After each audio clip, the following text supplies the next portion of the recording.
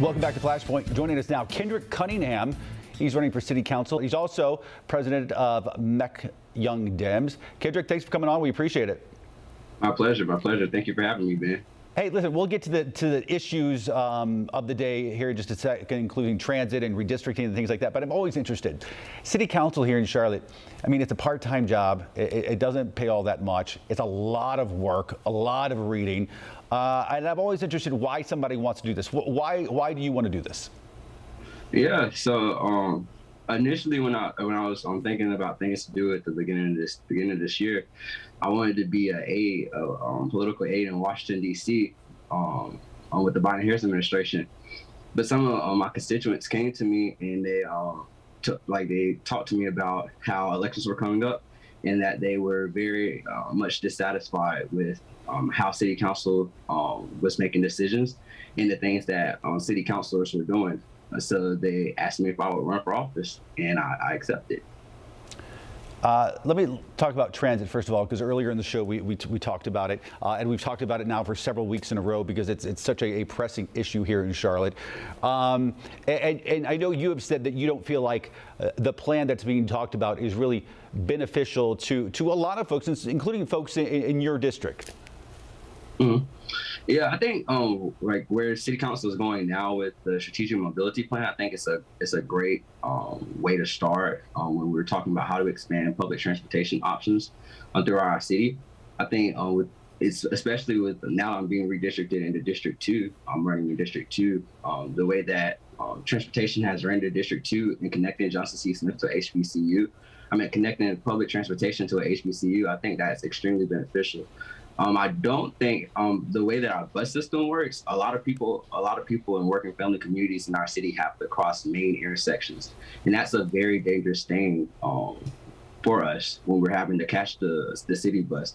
And the city buses used to run through our communities, and a lot of our residents would like that to return when we're talking about how do we update or change transportation in our city.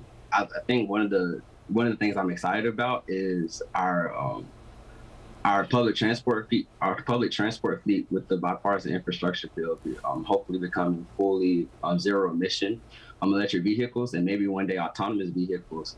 When we're looking at our rail options, that's a more dependable form of transportation for residents. When rail is like on an autonomous set schedule, and you know for a fact that when you get on the light rail or you get on the streetcar that you're going to get to your destination in a certain amount of time, where compared to buses that are a little bit more manually operated, may come with a couple of time stipulations and you're not able to manage your schedule. So I think both bus and rail is as equally important when we're talking about expanding transportation in our city.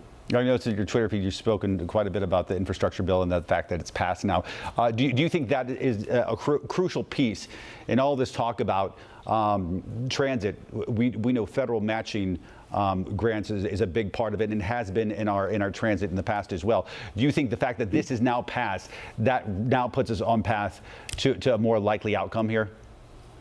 I think that a lot of our projects that we're looking at getting funded, that federal funds from the bipartisan infrastructure deal will hopefully help to fund those projects. We're still waiting on the Charlotte City Hall to determine which exact projects are going to get funded. But once all that information is synthesized, I'll be excited to know how exactly does the bipartisan infrastructure deal funds directly go to impact our city's transportation and infrastructure. Let's talk redistricting. Specifically, I know you have had some concerns about precinct 23, 24, 81. Those are the northwestern part of the district.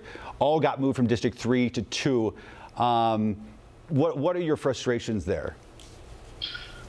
One of my main frustrations with redistricting is the first thing is that a lot of our working family communities' political power was either split, diluted in order to achieve status quo. I think when we're looking at how Charlotte has progressed, that it's inevitable how political power in our city is being redistributed. Another frustration I have with redistricting is that it just simply wasn't imaginative. When we're looking at how political power has been distributed around Charlotte and how people have been disenfranchised, this was the perfect opportunity for us to really sit down and talk about how do we create a representative government. And I agree with both Councilmen Braxton Winston and Tariq Bakari that we need more actual districts and not at-large districts. What do you 11 say, council districts and at-large. Let me get in real quick. What do you say to the folks of Hidden Valley, the neighborhood there that are now not happy and filed lawsuits about being part of now District 1 here in the city?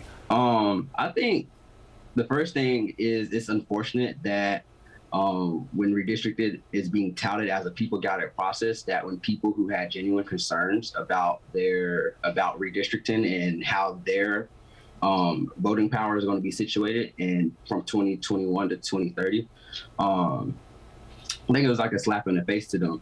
I think that, granted that if Hidden Valley being moved into District 1 does increase the Black vote, I don't think the argument was never about Black versus white voters. It was more about working family people having representation, and that the person who's going to represent Hidden Valley is going to represent Hidden Valley to the fullest extent possible.